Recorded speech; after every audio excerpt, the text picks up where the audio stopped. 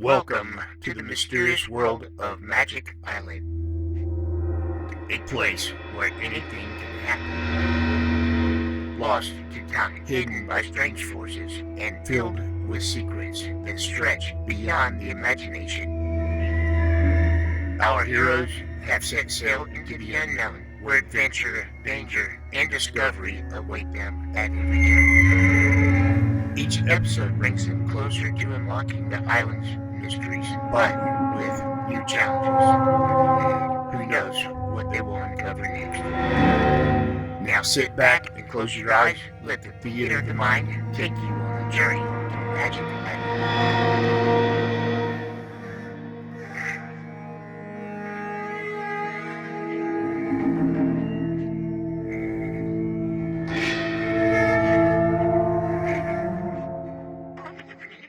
Jerry and Joan have just watched one of the most terrifying demonstrations they have ever seen. Down in the underwater city of Euclidia, where the ceilings of the giant caverns are over 400 feet below the surface of the sea, and the caves themselves are from 1 mile to nearly 2 miles in diameter, the two younger members of the Gregory party have learned something which sends them running back to their quarters to report their experience.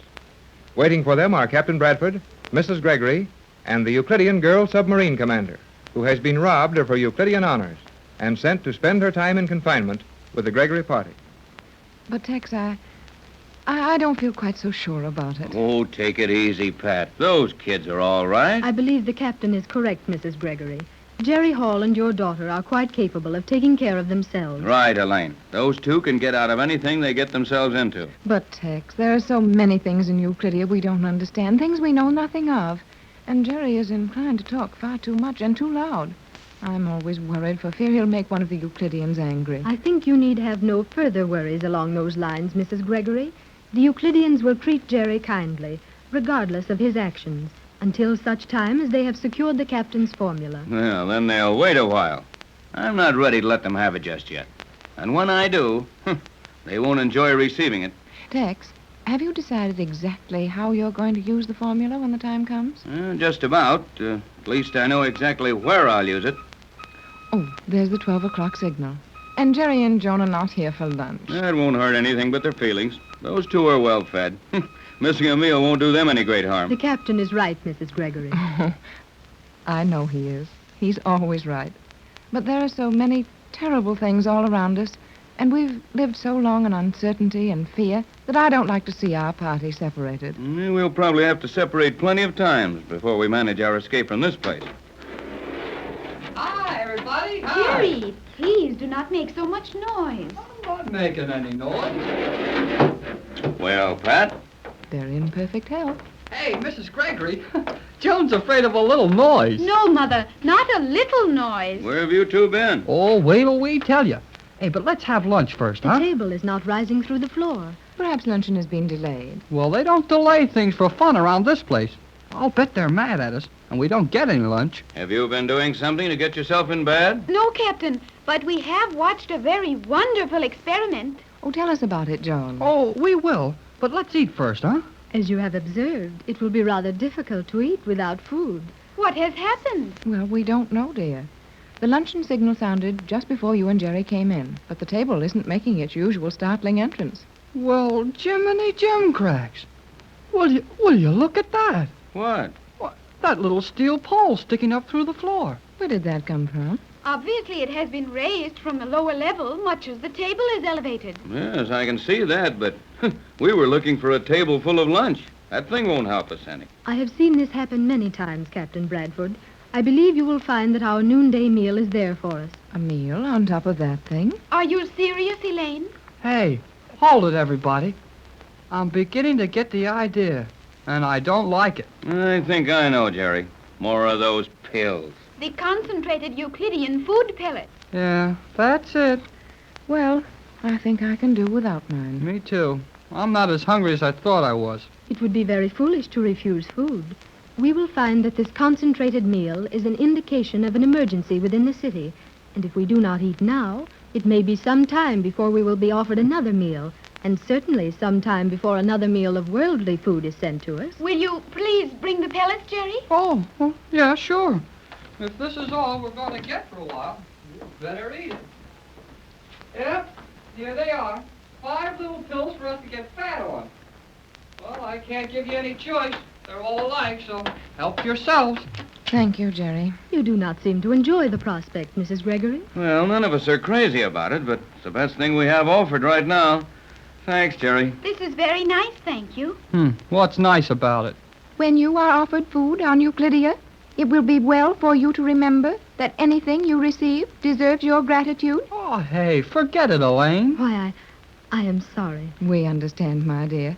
You have been a Euclidean so long that it's not easy for you to break away from it. Did sound startling, though, to hear the voice of that submarine commander suddenly pop out at it. I will be more careful in the future.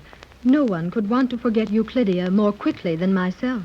Well, our dinner's all over. I don't feel any too fat. Now, Jerry, you are perfectly aware that the food you have eaten is entirely sufficient for your needs. Oh, sure. But I can't taste it. What did you and Joan see that kept you so long, Jerry? Oh, well, when we went over to... Pardon me just a moment, Jerry. But I think that's the sort of second-order business.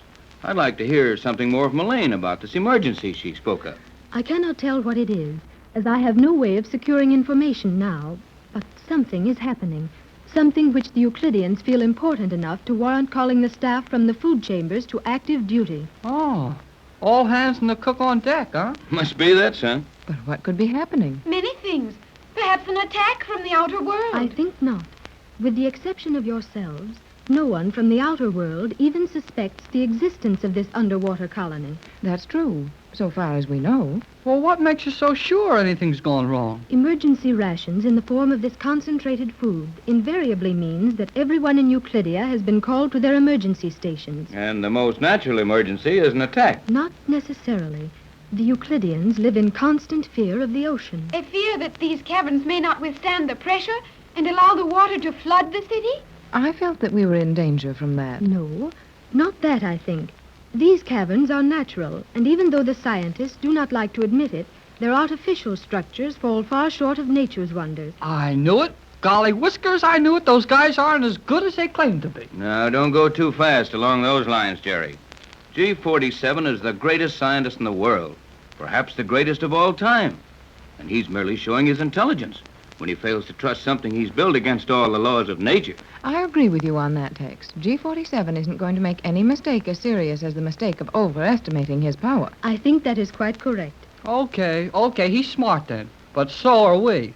Let's go and find out what he's doing. I will go with you, Jerry. No, Joan, dear. But, Mother... Not this time, Joan.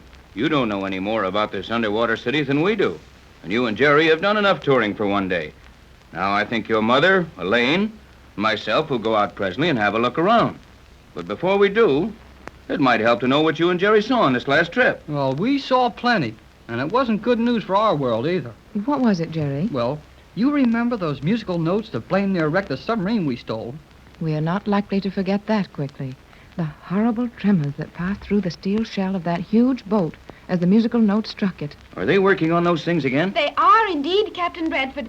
Jerry and I saw Octavo perform an amazing experiment. He is working in the airship testing cavern, is he not? He sure is. And he's got Thales working with him, too. Thales is operating the radio control from the tower, and Octavo is testing his musical robot-controlled plane, flown within the chamber. Within the chamber? Yes, Mother.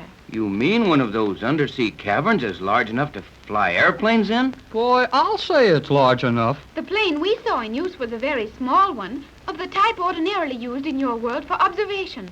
Yet the results would be the same with a large plane. What happened? Well, the first couple of times old Octavo hit a note, the plane just shivered a little and kept on going. But the third bunch of music he turned loose, the motor stopped, and the plane started to fall to pieces. The plane was breaking up in the air? Indeed it was. Then Octavo has accomplished something he has worked on for more than 10 years. And what will be the effect of this on flying if we can't stop these activities? Well, if we can't keep this guy Octavo from getting loose in our world, well, there just won't be any flying, unless the Euclideans do it. Exactly. And what you've just seen is one more reason for our plans to take this place over. Captain Bradford, may I ask a question? Why, certainly, Elaine. Will you trust me? Trust you. What do you mean, Elaine? Trust me completely. Allow me to participate in your plans for escape and the capture of Euclidia? Oh, sure we will. Well, I've known ever since I first saw you that you were going to be a friend of ours. And I, too, feel that the commander... Oh, I'm sorry. That Elaine is to be trusted. Of course. You're one of us now, Elaine. And you have no more reason to love the Euclideans than we have. What caused you to ask that question? It would appear to me that the time has come for us to make some well-organized and rapid movement if we hope to leave Euclidia in safety. And, what do you suggest? Nothing for the moment. But if you will allow me to enter into all of your discussions, I am sure that my services will prove of value to you. Oh, sure they will. That would seem reasonable to me. If you wish, I will go over the situation with Jerry and Joan, while the captain and yourself learn what you can of the present emergency. Very well. Come on, Pat. Let's go out and look around. Well, you ready to leave at once? Yes, I just thought of something. Hey, isn't there anything we could be doing? Do what Elaine suggested. Get all of our ideas on our position here. We'll go over them when we're together again. When may we expect you back, Mother? Well, we'll return as soon as possible, dear. And while we're gone, you three remain in these quarters. Whatever happens, don't leave here until you see us again. Oh, but Captain Bradford, what is it? Tex, what's the matter with you? I've got an idea. Well, it must have been a sudden one. Well, it was, and I wanted to get you out of there where I could tell you before my face gave me away. What is it, Tex? Something you didn't want the others to find out? Something I didn't want that girl submarine commander to find out. Tex, what has happened? Nothing yet. And I think as long as we keep an eye on that girl, nothing will continue to happen. But let her out of our sight after she knows our plans, and G-47 will have them just quick as she can get to it. Oh, you're mistaken. Oh, I wish I was. Something tells me that girl is not what she pretends to be. Why, that's out of the question, Tex. It isn't reasonable. That girl has helped us a number of times. Yeah, true, but if you remember, she never helped us into any very permanent security. But she's an outcast from Euclidia. Even Thales and Cheops told you that, Tex. It would be to their advantage to tell me that, wouldn't it? Tex, something very definite has happened. What is it? That girl asking us if we trust her. That sounds too much like a criminal who gets his alibi ready before anyone accuses him of the crime. Oh, you're worried about nothing at all, Tex. That girl is a friend of ours, and I'll trust her with our lives. Well, I won't. I think she's hiding something from us, and that's that. We won't discuss our plans with her. Tex, I'm sorry to have to say this, but you've invited it. I'm in charge of our party. What? Just that. After all, this entire expedition is mine. We came on my boat. The responsibility for all of you rests with me, and from now on, I'll assume active command. But, Pat, I'm now... sorry, Tex, but I don't see it your way. And you'll be good enough to take orders from me. That girl remains a member of our party, and I expect you to treat her as such. And so, another chapter closes on Magic Island. Our explorers have faced mysteries, dangers, and thrills. Yet, the island still holds its secrets close. What lies ahead? New allies? Or unexpected foes? Make sure you join us tomorrow to find out what awaits on Magic Island, where the adventure never ends. Right here on Golden Age Radio, rumble.com/C/GAR. If you're too impatient to watch all 130 episodes, one per day, there's a link in the description so you can watch all the videos you want all together.